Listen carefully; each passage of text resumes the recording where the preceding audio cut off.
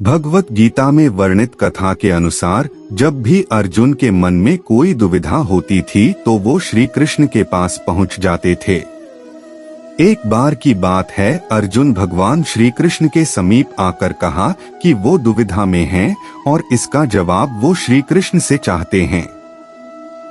श्री कृष्ण ने पूछा कि क्या सवाल है। अर्जुन ने कहा, मुझे ये जानना है कि अच्छे लोगों के साथ हमेशा बुरा ही क्यों होता है, वहीं बुरे लोग खुशहाल दिखते हैं। अर्जुन के मुंह से ऐसी बातें सुनकर श्री कृष्ण मुस्कुराए और कहा, मनुष्य जैसा सोचता है और महसूस करता है वैसा कुछ नहीं होता है, बल्कि अज्ञानता की वजह से वो सच्चाई नहीं समझ पाता है। अर्जुन उनकी ये बात समझ नहीं पाए। इसके बाद श्री कृष्ण ने क्या कहा वो जानते हैं। श्री कृष्ण ने अर्जुन से कहा, पार्थ, मैं तुम्हें एक कथा सुनाता हूँ, उसे सुनकर तुम समझ जाओगे कि हर प्राणी को उसके कर्म के हिसाब से ही फल मिलता है। प्रकृति हर किसी को अपनी राह चुनने का मौका देती है। अब वो मनुष्य की इच्छा पर निर्भर करता है कि उसे धर्म की राह चुननी है या अधर्म की। कथा शुरू करते हुए श्री कृष्ण ने कहा, एक नगर में दो पुरुष रहा करते थे। एक पुरुष व्यापारी था जिसके जीवन में धर्म की बहुत महत्ता थी। वो पूजा पाठ में यकीन रखता था। वो हर रोज मंदिर जाता था और दान धर्म भी करता था और हर रोज भगवान की पूजा करता था। वहीं दूसरा पुरुष बिल्कुल विपरीत था। वो हर रोज मंदिर तो जाता था लेकिन पूजा करने नहीं, बल्कि मंदिर के बाहर से जूते चप्पल चुराने। उसे दान और धर्म से कोई लेना देना नहीं था। समय बीतता गया और एक दिन बहुत जोर की बारिश हो रही थी। इस वजह से मंदिर में पुजारी के अलावा कोई नहीं था। ये बात जब दूसरे पुरुष को पता चली तो उसने कहा कि ये सही मौका है मंदिर का धन चुराने का। पंडित से नजर बचाकर उसने मंदिर का सारा धन चुरा लिया। उसी समय धर्म कर्म में विश्वास रखने वाला व्यक्ति भी मंदिर पहुंचा। दुर्भाग्य से मंदिर के पुजारी ने उसे ही चोर समझ लिया और चिल्लाने लगे। वहां लोग एकत्र हो गए और उसे बहुत मारा। किसी तरह वो बचते बचाते वहां से निकला तो दुर्भाग्य ने उसका साथ वहां भी नहीं छोड़ा। मंदिर के बाहर वो एक गाड़ी से टकरा गया और घायल हो गया। फिर वो व्यापारी लंगड़ाते हुए घर जाने लगा तो रास्ते में उसकी मुलाकात उस पुरुष से हुई जिसने मंदिर से धन चुराया था। उसने कहा, आज तो मेरी किस्मत चमक गई, एक साथ इतना सारा धन मिल गया। ये सब देखकर उसे बहुत बुरा लगा और उसने अपने घर से भगवान की सारी तस्वीरें निकाल दी। कुछ सालों बाद दोनों की पुरुषों की मृत्यु हो गई। मरने के बाद जब दोनों यमराज की सभा में पहुंचे और भले पुरुष ने दूसरे व्यक्ति को देखा तो उसे बहुत गुस्सा आया। उसने क्रोधित होकर यमराज से पूछ ही लिया, मैं तो हमेशा अच्छे कर्म करता था, दान में विश्वास रखता था, उसके बदले जीवन भर मुझे अपमान और दर्द ही मिला और इस व्यक्ति को नोटों से भरी पोटली। आखिर ऐसा भेदभाव क्यों? इस पर यमराज ने कहा, पुत्र, तुम गलत समझ रहे हो। जिस दिन तुम्हारी गाड़ी से टक्कर हुई थी वो दिन तुम्हारे जीवन का आखिरी दिन था, परंतु तुम्हारे अच्छे कर्मों की वजह से तुम्हारी मौत सिर्फ एक छोटी से चोट में बदल गई। तुम इस दुष्ट व्यक्ति के बारे में जानना चाहते हो। दरअसल इसके भाग्य में राजयोग था, मगर इसके कुकर्मों और अधर्म की वजह से वो सिर्फ एक छोटी सी धन की पोटली में बदल गया। कथा सुनाने के बाद श्री कृष्ण अर्जुन से कहते हैं, पार्थ, क्या अब तुम्हें तुम्हारे सवाल का जवाब मिल गया? ऐसा सोचना कि भगवान तुम्हारे कर्मों को नजरअंदाज कर रहे हैं, ये बिल्कुल भी सत्य नहीं है। भगवान हमें कब क्या किस रूप में दे रहा है मनुष्य को समझ में नहीं आता है।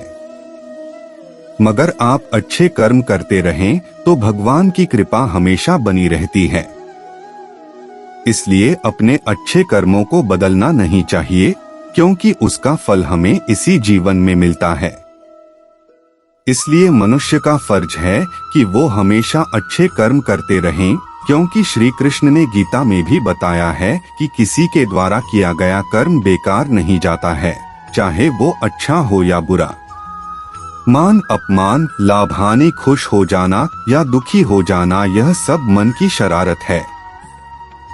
जो मन को नियंत्रित नहीं करते उनके लिए वह शत्रु के समान कार्य करता है। आत्मज्ञान की तलवार से काटकर अपने हृदय से अज्ञान के संदेह को अलग कर दो। अनुशासित रहो, उठो। लोग आपके अपमान के बारे में हमेशा बात करेंगे। सम्मानित व्यक्ति के लिए अपमान मृत्यु से भी बदतर है। अगर तुम अपना कल्याण चाहते हो तो सभी उपदेशों, सभी धर्मों को छोड़कर मेरी शरण में आ जाओ, मैं तुम्हें मुक्ति प्रदान करूंगा। उससे मत डरो जो वास्तविक नहीं है, ना कभी था ना कभी होगा। जो वास्तविक है वो हमेशा था और उसे कभी नष्ट नहीं किया जा सकता।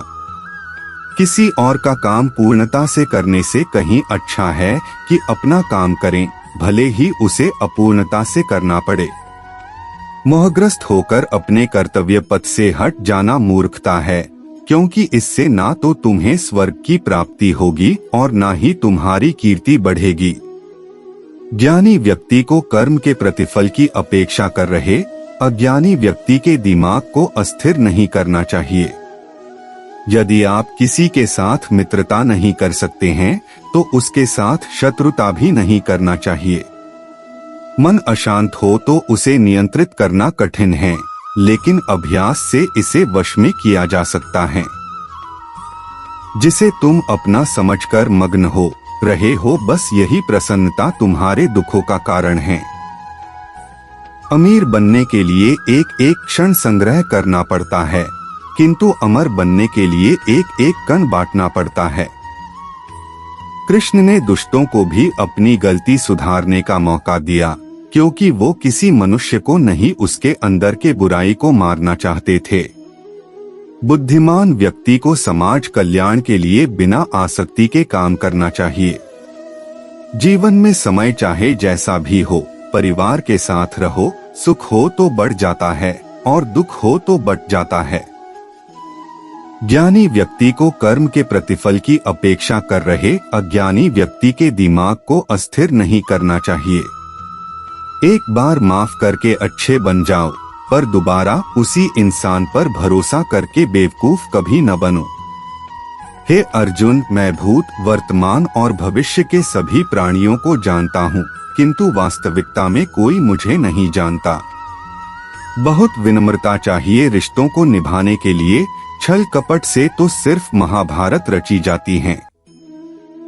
आपके कर्म ही आपकी पहचान है, वरना एक नाम के हजारों इंसान हैं। जो इस लोक में अपने काम की सफलता की कामना रखते हैं, वे देवताओं का पूजन करें। शब्द उतने ही बाहर निकालने चाहिए जिन्हें वापस भी लेना पड़े तो खुद को तकलीफ न हो। वह जो इस ज्ञान में विश्वास नहीं रखते, मुझे प्राप्त किए बिना जन्म और मृत्यु के चक्र का अनुगमन करते हैं। जब वे अपने कार्य में आनंद खोज लेते हैं, तब वे पूर्णता प्राप्त करते हैं।